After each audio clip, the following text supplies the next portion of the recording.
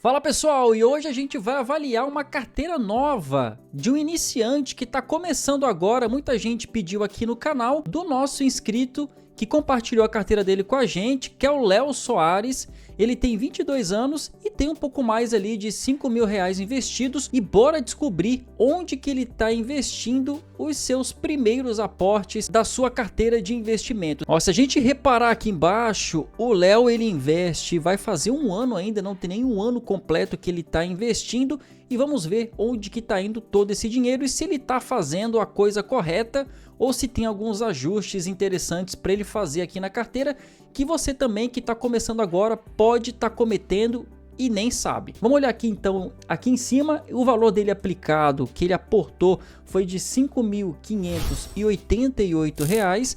O saldo bruto dele de retorno já está em R$ 5.973. Uma variação positiva aqui em menos de um ano de 6,88, que é bem interessante para uma carteira bem nova com menos de um ano de investimento. E a rentabilidade dele está em 3,58%, uma rentabilidade ainda baixa, mas também porque a carteira dele é bem nova. Ele começou a investir aqui no mês 8 de 2024, no momento que eu gravo esse vídeo estamos no mês 6 de 2025, ainda faltam 2 meses para ele completar um aninho de investimento da sua carteira.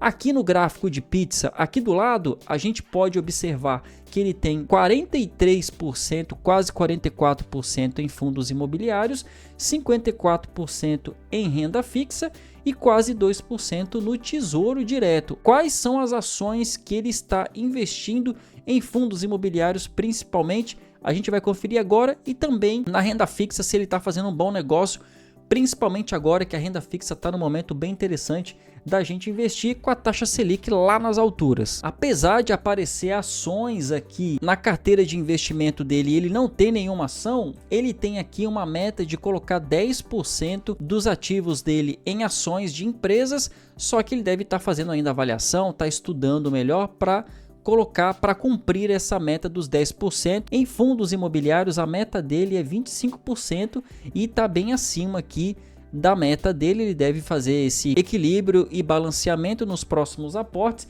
e vamos ver quais são os ativos de fundos imobiliários que ele tem. A gente pode ver que são 5 ativos, ele tem um pouco mais de R$ 2.500 em fundos imobiliários. E aqui estão os 5 fundos imobiliários que ele tem investidos. É o TGAR11, o XPLG11, o VISC11, MXRF11 e o Vino11. E bora fazer uma avaliação prévia aqui bem rápida. Nem todo mundo conhece todos os fundos imobiliários ali, alguns são mais famosos, outros nem tanto.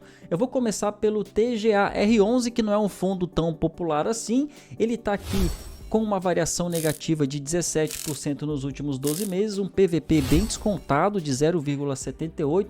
Está valendo abaixo do que o seu valor patrimonial, só que um dividend yield aqui interessante de quase 15% de dividend yield. O fundo imobiliário ele é do tipo de fundo de desenvolvimento, tem uma taxa de administração aqui um pouco salgada, acima da média do mercado, 1,50%.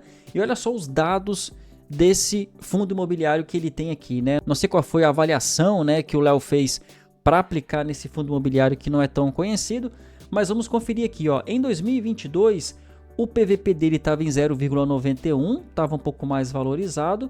O valor de mercado estava em 1,66 bi, então é um valor de mercado aqui bem grande. É um fundo imobiliário que tem um valor patrimonial aqui bem interessante, ó, de 1,83 bilhão. É um valor patrimonial bem alto e é um fundo imobiliário que não tem vacância porque ele não investe com aluguéis, como no caso de shoppings, por exemplo, ou de tijolo, né? O fundo imobiliário tem uma liquidez diária aqui bem alta, o que é interessante. Liquidez é muito importante para a gente considerar aqui e vem pagando historicamente dividendos bem altos aqui. Então, um fundo imobiliário que aparentemente tem que fazer uma avaliação um pouco mais a fundo, mas aparentemente aqui está saudável, não tem nada aqui no histórico dos indicadores desse fundo imobiliário que o comprometa até o momento. Lógico que tem que ir lá no relatório e um pouco mais a fundo como que está a distribuição desses investimentos. Fundo imobiliário pagando aqui um dividend yield bem interessante, com boa liquidez e um patrimônio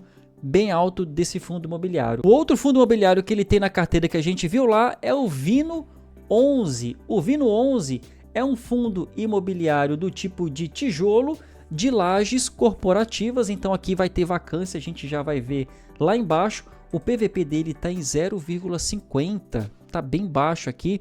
Não sei qual é o problema que esse fundo imobiliário está enfrentando na prática para estar com um PVP bem baixo, e a variação dele nos últimos 12 meses está em menos 23%. Pode ter acontecido algum problema aqui para ele estar com esse valor tão baixo, e a liquidez diária dele está em R$700 mil, o que já é um valor aqui que a gente deve ter um pouco de atenção, uma liquidez diária não tão alta assim, tá? O que gera um pouco de risco para quem investe nesse fundo imobiliário, uma taxa de administração em 1,20%, que está mais ou menos na média do mercado. Vamos ver aqui os dados importantes desse fundo imobiliário e tentar descobrir o que está causando todo esse problema. Lá em 2022, o Vino 11 tinha aqui um PVP de 0,86 e um valor patrimonial de 900 milhões de reais. Já tinha aqui um dividend yield interessante, ó, de 8,41, não é um dos melhores, tem fundos imobiliários pagando melhor do que isso, mas para um fundo imobiliário de laje corporativa, acredito que não está muito fora da média, tá? Aqui que a vacância já preocupa um pouco ao longo dos anos, ó. Em 2022 tinha 0 de vacância. O que é a vacância, para quem não sabe?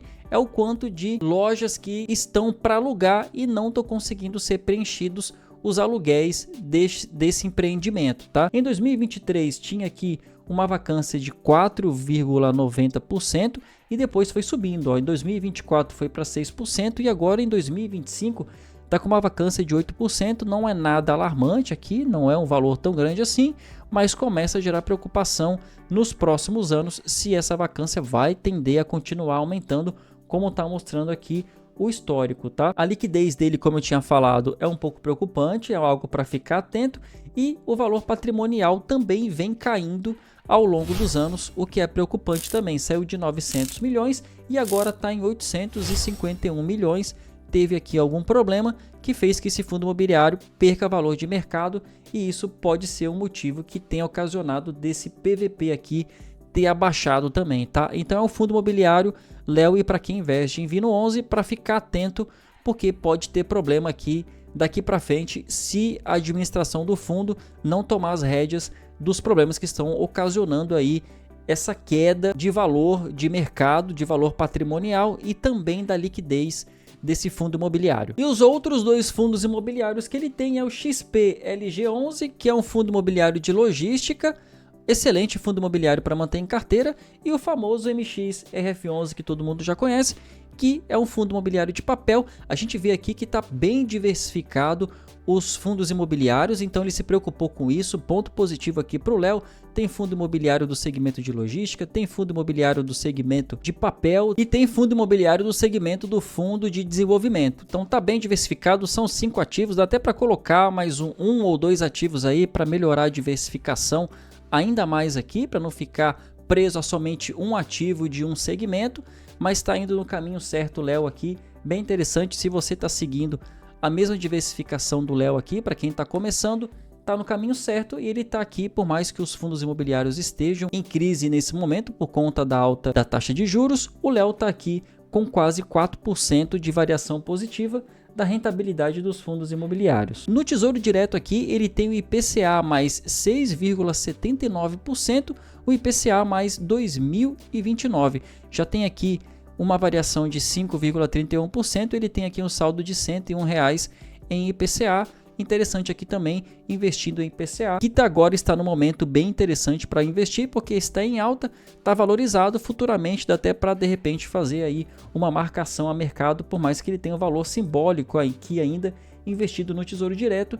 E na renda fixa ele tem R$ 3.200, é onde ele está mais investido agora, é na renda fixa. Ele tem 2 CDBs aqui de pré-fixados, um pré-fixado do Banco Seguro de 14,40%, pré-fixado aqui interessante, já tem uma rentabilidade de 9%, ele aplicou R$ 2.000 aqui, e ele aplicou também mais R$ 1.000 em outro CDB do mesmo Banco Seguro, um outro pré-fixado de 14,20%, muito bom aqui, pré-fixado interessante, pensando a longo prazo, principalmente nos próximos meses, onde a taxa Selic já deve começar a estabilizar e na sequência começar a cair. De modo geral, a gente vê aqui que a carteira do Léo, que está começando agora, não tem nenhum ano de investimento com um pouco mais de R$5.000, está bem equilibrada para o perfil, para quem está aprendendo ainda a investir.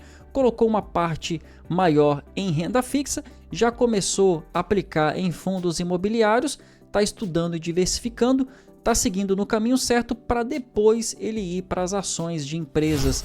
Aqui no Brasil já colocou a meta ali de 10%, mas está seguindo no caminho certo ali. Para quem está começando a investir, está indo com cautela, não está afobado aqui no momento, e esse é o padrão para quem começa a investir.